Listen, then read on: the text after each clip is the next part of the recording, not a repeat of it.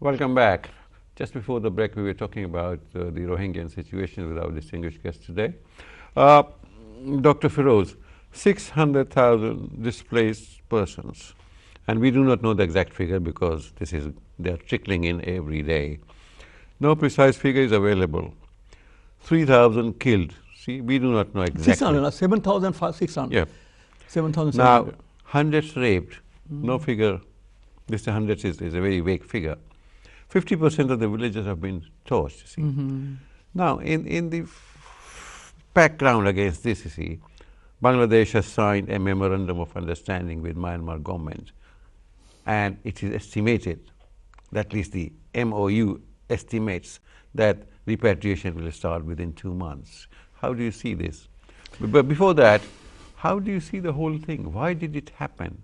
And how to tackle it? We'll come to this MOU later. Actually, Myanmar signed this sort of memorandum in the previous episodes of eviction also. Yeah. But that didn't work. As I told you, that 400,000 Rohingya people are still living in Bangladesh after signing the memorandum. Because actually it needs the political force to implement that. You're right. Now the problem, you see, the Bangladesh hasn't had that political force to implement that. That's the problem. And in Myanmar understand that.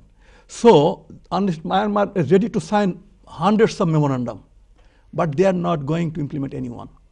Actually, they are buying time to do more ethnic cleansing.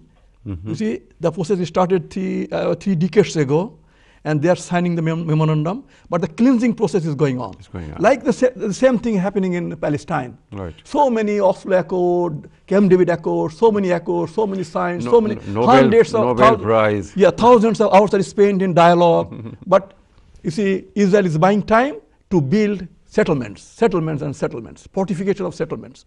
The same thing, same methodology, you see, Myanmar government is applying in Rohingya, against the Rohingya people. They are evicting the people. That process started in 1948. But one thing I'm telling you, actually 1948 to you can say up to 1970, early 70s, Rohingya Muslims are not tortured that much. They are not, why they didn't do that? I should say one thing. See, somebody may disagree with me, but it is fact. As long as Pakistan was surviving on the border, neighboring border, you see, Myanmar government didn't touch any of the Rohingya people. Rohingya people at that time, they were the member of the parliament, they are in the army, they are in the education, they are in the administration, they could have doctor, engineer, they could have admission to a medical college or engineering college or universities. You see, that 23 years when the Pakistan was standing on the border, because Pakistan gave some preference to the interest of the Muslims living there. You see, look, the first ambassador of Pakistan to Myanmar, who was that? Muhammad Ali Bogra. He was once a Prime Minister of Pakistan. So big, you can say heavyweights were sent as ambassador to Myanmar. So Pakistan gave importance to Myanmar.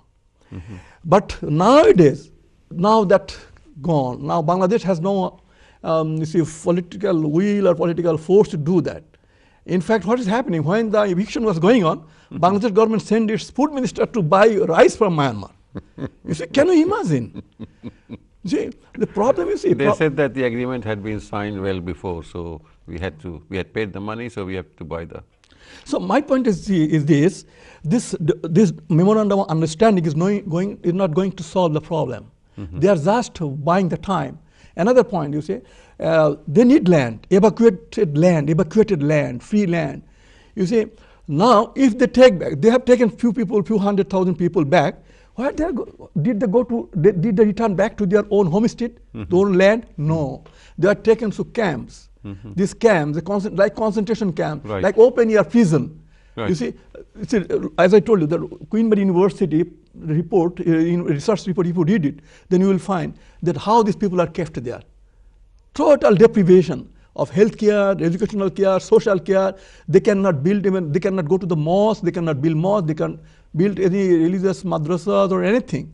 Just they are sitting idle, they are sleeping in shanty houses, and the food is coming not from Myanmar government. All food is giving the food, because these are citizenship-less people.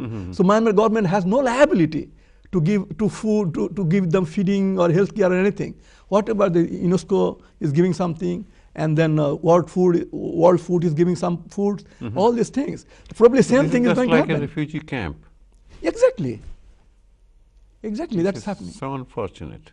Yes. Yeah. Another thing is, these people, suppose a prison. In a prison, what happened? You see, reporters are not allowed to enter into a prison. You see, all liberty enjoyed by the prison officers. Prison officers. This is the same thing. I think a couple of days ago, one Reuters reporter was arrested because he tried to go to the Rohingya areas to get some information or get some reporting and all these things. So they are not allowing any reporter, human rights activist, even human rights commissions own people there. So they are doing that's like it's a private prison cell. And do you think that with so much of killing that's been going on, would Myanmar government, to save its own skin, to save a face-saving device or an action, that there should be in any government, in any civilized government, there should be an inquiry. What's happening within our own borders? Why are people running away? That's not happening in Myanmar. No, I think that is where your immorality thing. Exactly. works. I don't think a Myanmar government will allow any international agencies to do any investigation, because it's people, those who can rape people, those who can evict people from their own homes, those who can kill people. Do you think that they will allow any other body to come, any other people to come and investigate? No. They do not bother about this morality or you say civic sense or anything. If they had that sense, if they had that sense, they would have not gone to that extent. That extent. Another thing, most important thing actually, why that is happening? Actually, that is a big business interest. Big business interest. You know that Myanmar sea coast, Myanmar's Arakan sea coast, they have got some oil reserve and gas reserve. Right. You see, and now they are, and Myanmar land is very fertile land. That is Arakan, land of Arakan is very fertile, very beautiful land. This coastline about 200, 300 mile long. It is near like the coastal belt of Bangladesh. So there huge economic potential. So they need this land, not the people. Access to hot water, warm water. Yeah, and you see, they are building one seaport for India, another seaport for China. Okay. And also one in Pakistan. Yeah, so they need, they need a Muslim-free area now. And they are bringing, to run the seaport, and they are also building one,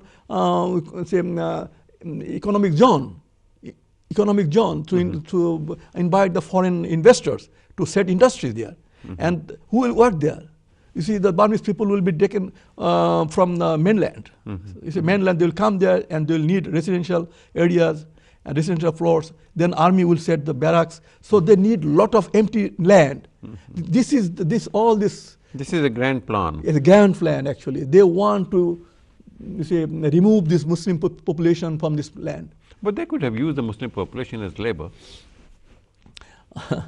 I think they don't. They don't want to. They want that either. They don't want that either. They don't trust them. Yeah, they don't. They want to. They think that there is Islamophobia is going on. The world is now very. You can say, you see, the Islamophobia wave is going on all over the world. After Donald Trump became the president of America, and then Modi became the Prime Minister of India. You see, all these people now, and Israeli, all these things, people, the Islamophobia, the wave of Islamophobia has engulfed Myanmar also. True. Now, coming back to other theaters of interest and flashpoints and skirmishes and small scale wars are going on in the Middle East. How do you see these, the American president's so-called acceptance of Jerusalem as Israel's capital? You see, how do you see that? Do you think that this will increase the peaceful it will add to the peace, or in the Middle East, or it will don't think so. It will be detrimental to It peace. is detrimental to the peace. Actually, they don't want peace. I am telling you, they don't want peace. Neither Israel, neither American, neither people, they do not want peace. They want eradications of the Muslim population from say Israel, Right. you see, and then make it, you see, homogeneous Jewish state. Completely. Jewish state. They occupy slowly. They're occupying, as the say, as I told you, the Myanmar government is doing. They are executing the same plan actually. They are buying time. And now people are blaming Donald Trump. Actually, before that, Donald Trump, even the Bill Clinton, even Obama, George W. Bush, all they told the same thing, that they will bring American embassy from Tel Aviv to Jerusalem. But Donald Trump is courageous to make it. Yeah. So this had been approved, see. Sorry? But every single person that came to White House, see, they kept it like, we'll talk about it later there. So in the interest of so-called peace, they kept it, well, abeyance, see, it will be discussed later, see. But of course, Mr. Trump has gone one step ahead and said, yes, it's okay, see. That's what they wanted, the Israelis wanted that. But what is going to happen to the entire Middle East, see? Because it seems that now there are newer blocks coming up, see, Russia, Iran, Turkey on one side, you see. I do not know what will happen to the other Arab states. I feel Muslims, they have to suffer more. They have to suffer more. This is not the end of the story. Why do they have to suffer? I'm going to that point. Why they should suffer? Actually, one thing is very important, only important. That is, I should say, it is called Muslims. They must have a civilizational state. It is very important. Very important. State is so important that you see, if you read Quran, then you will find Allah subhanahu wa ta'ala asked Musa, take your people, Musa alayhi salam, take your people and go to Canaan, that's present Palestine, and occupy that land and establish your Sharia, that the divine law that I have given you. Then the people of Bani Israel told, oh Musa, you and your Allah go and we stay sitting here. Wait, let us wait here. Can you imagine? Allah subhanahu wa ta'ala did it like that. Allah subhanahu wa ta'ala wants a statehood. Because one civilization, one faith can't survive without a state. Look, if we look at our Prophet sallallahu alaihi wasallam's history, about 70% companions of Prophet become shaheed. They gave their life. Plenty of wealth they spent on the way to make a state. You see? And then that emerged as a civilizational power. And since then, Muslims become a power, get security. Without state, you cannot get security. You see, if you can build millions of mosques, that is not going to give security to the Muslim people. You see, in Bangladesh, in one district, the number of mosques we are having, even the whole Umayyad period didn't have that mosque in the whole entire Muslim country. You see, what result? What result? I see in India, you see, we are having so many mosques and madrasa. What's the Indian Muslims having in terms of security? No security. People are being slaughtered in Kashmir, in communal riots, in having again and again. See, they are now Muslims are living in all the minorities are at a disadvantage, like the Dalits. They keep suffering. But they are inferior to Dalit even now. In terms of economy, they have gone down, you see, below the Dalit people even. I'm just say this important point actually. Why Muslims should suffer? Because Muslims have no civilizational state. Look at the Hindu people. They have a civilizational state, Hindus, India.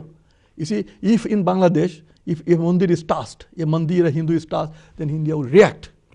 You see, now the Western people, they have civilizational state. Initially, you see, Roman Empire was there, and then British Empire was there, and now American Empire is there. So any man of American alliance is tasked, America will react. And you will catch him anyway. You see, or kill him by drone or anything. They will punish him. You can't avoid. And now the Muslims and the Jewish people have the civilizational state. Now Israel is working like that. A Jew anywhere in the world, if tasked, then they will come. But Muslims, they do not have any civilizational state. All is tribal state or national state. So nationalist. So what is national? Nationalists are the ideological brothers of the other nationalists. Okay, sir. We need to take another break. Muslim life is cheaper. So we'll come back after this short break. Thank you.